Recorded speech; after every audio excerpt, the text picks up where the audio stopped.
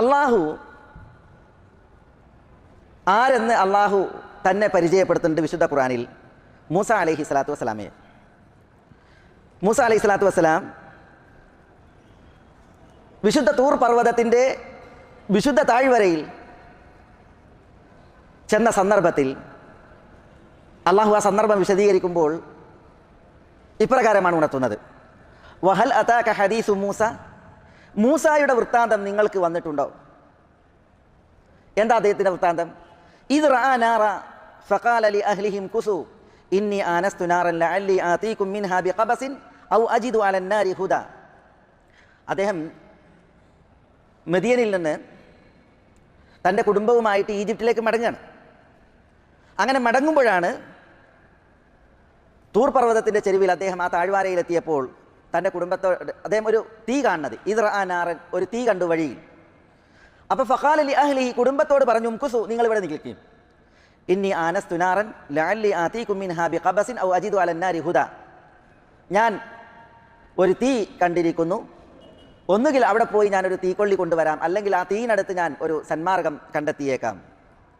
അങ്ങനെ ഫലമ്മ അതാഹ നൂദിയ യാ മൂസ, ആ തീയിനടുത്തേക്ക് മൂസ അലൈഹി സ്വലാത്തു വസ്സലാം എത്തിയപ്പോൾ നൂദിയ, വിളിക്കപ്പെട്ടു, യാ മൂസ, മൂസ എന്ന് വിളിക്കപ്പെട്ടു. എന്നിട്ട് എന്താ ആ വിളിയാളം? ഇന്നി അന റബ്ബുക്, മൂസ, ഞാൻ താങ്കളുടെ റബ്ബാകുന്നു, രക്ഷിതാവാകുന്നു. ഫഖ്ലഅന അലൈക്, താങ്കൾ താങ്കളുടെ പാദരക്ഷകൾ രണ്ടും ഊരി വെക്കുക.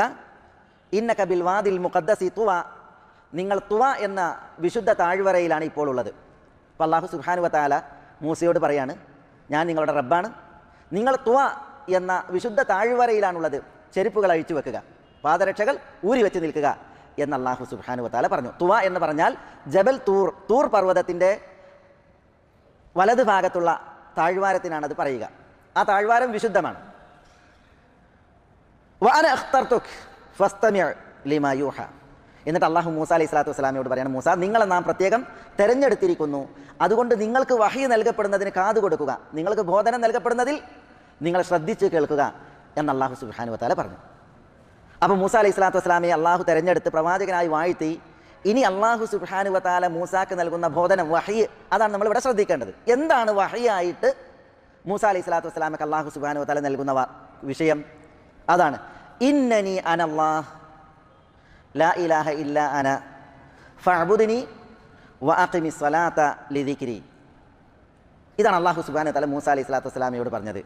ഇന്നനി അന അല്ലാഹു, തീർച്ചയായും ഞാനാകുന്നു അല്ലാഹു. ലാ ഇലാഹ ഇല്ലാ അന, യഥാർത്ഥ ആരാധനക്കർഹനായി ഞാനല്ലാതെ മറ്റാരുമില്ല. അതുകൊണ്ട് ഫഅ്ബുദ്നി, മൂസ, നിങ്ങൾ എന്നെ ആരാധിക്കണം.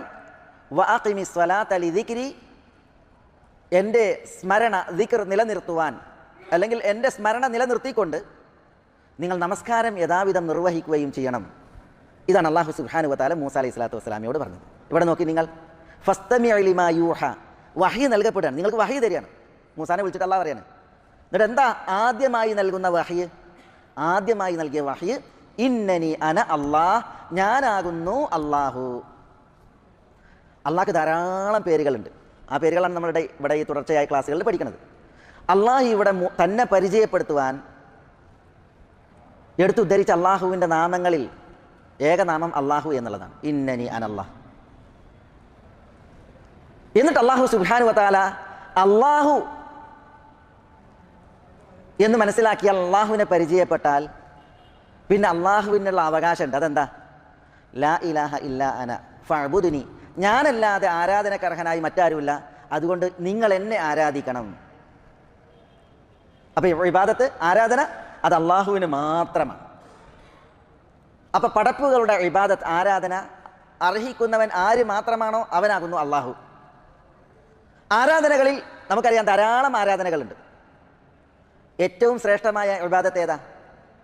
അതാണ് നിസ്കാരം. അതുകൊണ്ട് തന്നെ ഫഅ്ബുദ്നി, നിങ്ങൾ എന്നെ ആരാധിക്കണം.